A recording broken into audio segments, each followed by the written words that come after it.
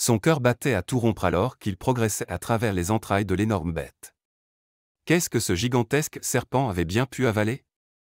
La bosse sur son corps avait des dimensions presque comiques.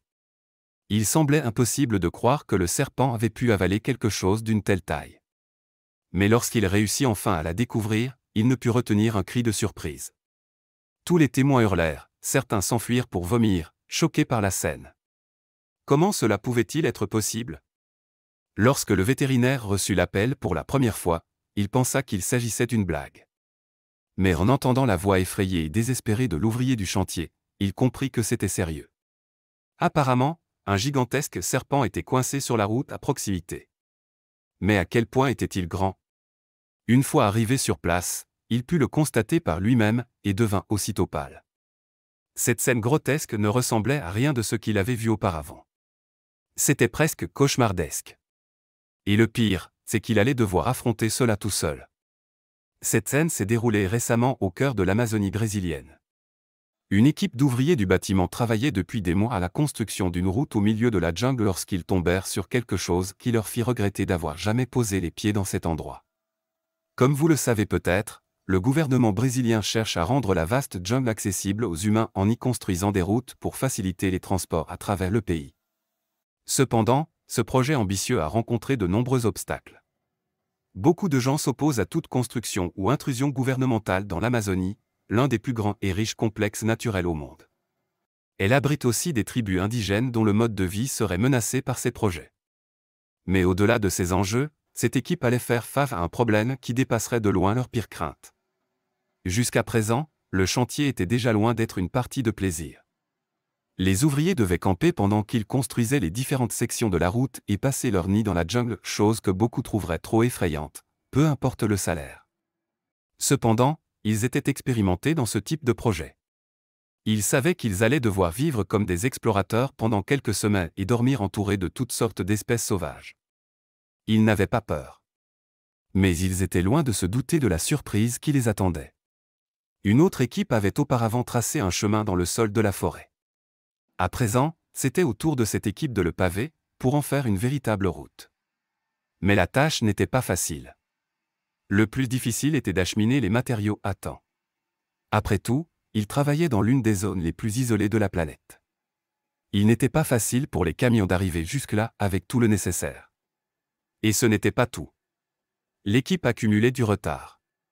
Toutes les difficultés avaient ralenti le projet, et plusieurs délais avaient déjà été dépassés. Ils savaient tous que s'ils terminaient trop tard, cela pourrait sérieusement impacter leur rémunération. Ces jours-là, ils travaillaient donc comme si leur vie en dépendait. Ils étaient loin d'imaginer que des soucis bien plus graves que leur salaire allaient bientôt survenir. Certains ouvriers étaient un peu en avance sur le reste du groupe, dégageant le chemin pour la pose du revêtement. Soudain, ceux qui étaient restés en arrière entendirent leurs collègues crier. C'était un cri qui ne laissait aucun doute, quelque chose d'inattendu et d'horrible venait de se produire. Mais quoi donc? Ils coururent tous vers leurs camarades pour les rejoindre à temps. Et ce qu'ils virent leur coupa le souffle.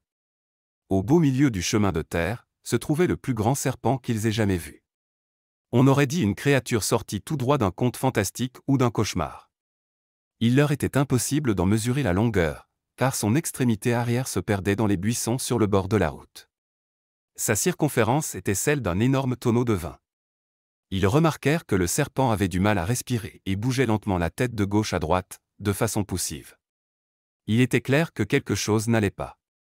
Et c'est là qu'ils le virent, à un certain endroit de son corps, il y avait une énorme bosse, presque 2 fois plus large que le reste du serpent.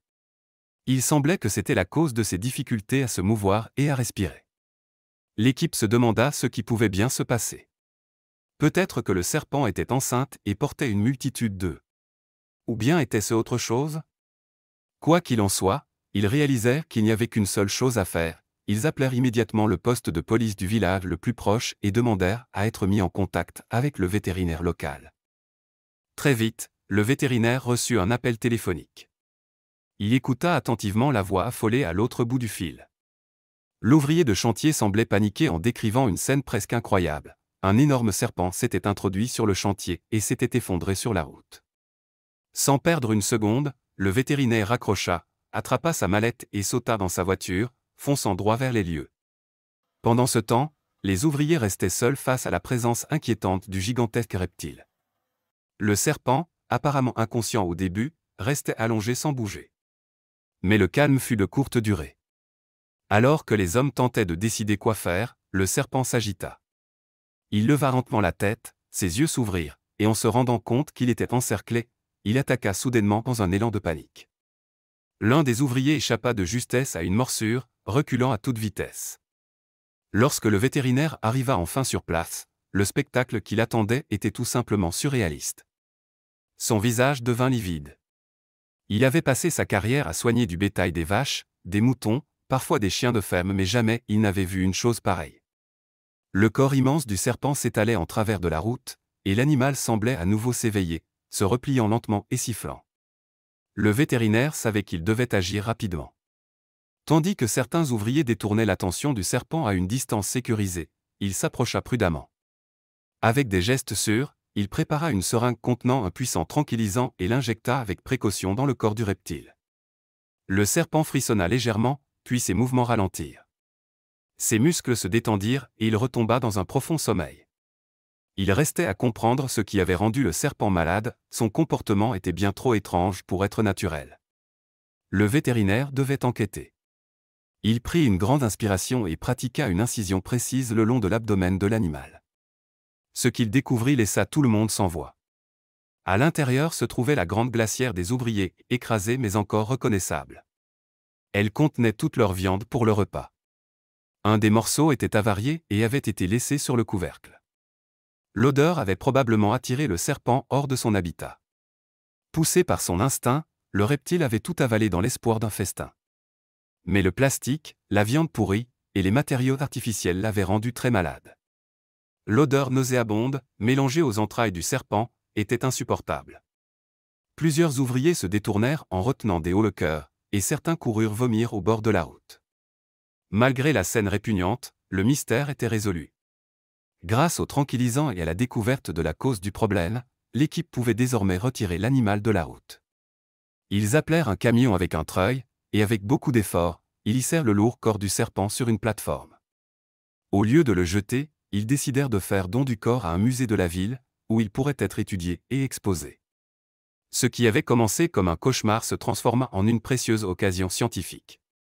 Pour le vétérinaire, cet épisode fut le plus marquant de toute sa carrière. Lui qui avait passé sa vie à soigner des vaches fiévreuses ou à vacciner des chèvres n'aurait jamais imaginé pratiquer une chirurgie de terrain sur un serpent géant, au beau milieu d'un chantier.